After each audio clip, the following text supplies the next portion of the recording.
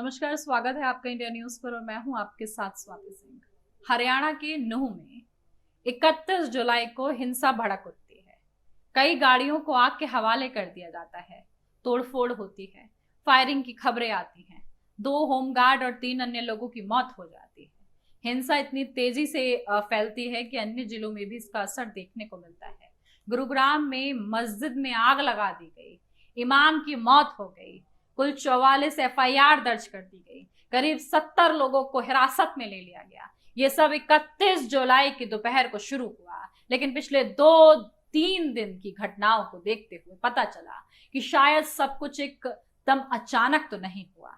इसके पीछे किसकी साजिश है, किसका हाथ है, कौन मास्टरमाइंड है, इस पर हर कोई नजर गड़ाए बैठा है। हर सीसीटीवी फुटेज खंगाला जा रहा है, हर उस शख्स को पकड़ा जा रहा है। लोगों को साफ तौर पर जितने भी वहां पे चश्मदीद रहे हैं उनसे सवालात किए जा रहे हैं, लेकिन ये हिंसा भड़की तो भड़की क्यों और कैसे, इस पर सवाल खड़े हो रहे हैं और जवाब खोजे जा रहे हैं। ऐसे में इस पर राजनीति भी तेज हो गई है।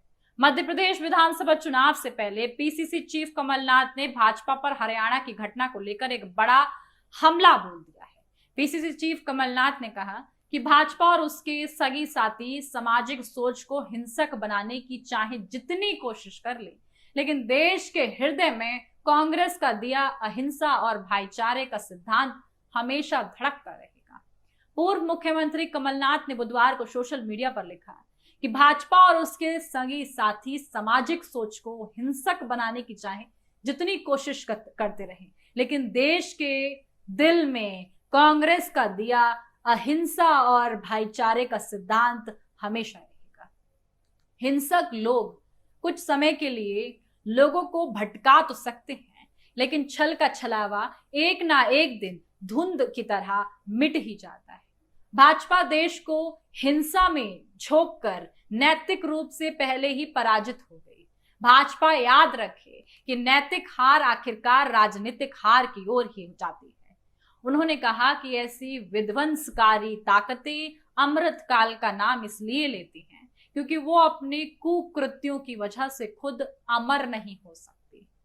उधर हरियाणा में फैली हिंसा को लेकर बहुजन समाजवादी पार्टी की राष्ट्रीय अध्यक्ष मायावती ने सरकार पर हमला बोल दिया। उन्होंने कहा कि हरियाणा में भी मणिपुर की तरह कानून व्यवस्था ध्वस्त हो गई है।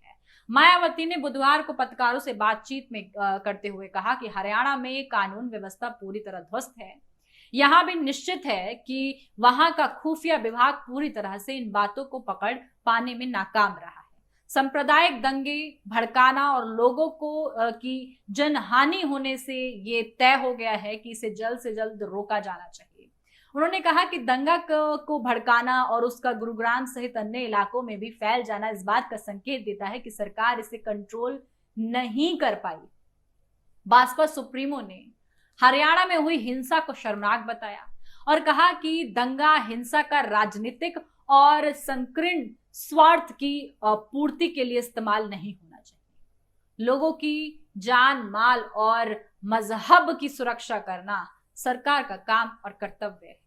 सरकार को अपनी जिम्मेदारी निभानी चाहिए। इधर हरियाणा के मेवात में मंदिरों पर जाते हुए श्रद्धालुओं पर जानलेवा हमले के विरोध में विश्व हिंदू परिषद और बजरंग दल के कार्यकर्ताओं ने बड़ी संख्या में हरिद्वार के चंद्राचार्य चौक पर एकत्र होकर प्रदर्शन करना शुरू कर दिया। कार्यकर्ताओं ने घटना को दुर्भाग्यपूर्ण बताते हुए हिंदू धार्मिक यात्रा पर हुई जिहादी क्रूरता के विरोध में जिहाद का पुतला फूंक दिया।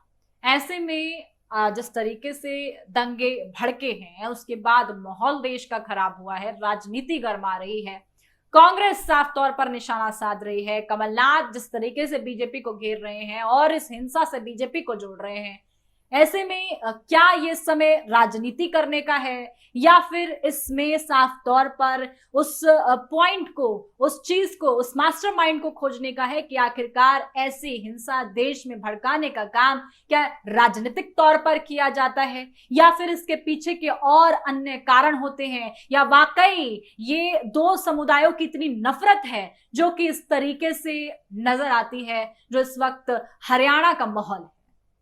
इससे जुड़ी तमाम अपडेट के लिए आप हमारे साथ बने रहें और देखते रहें इंडिया न्यूज। धन्यवाद।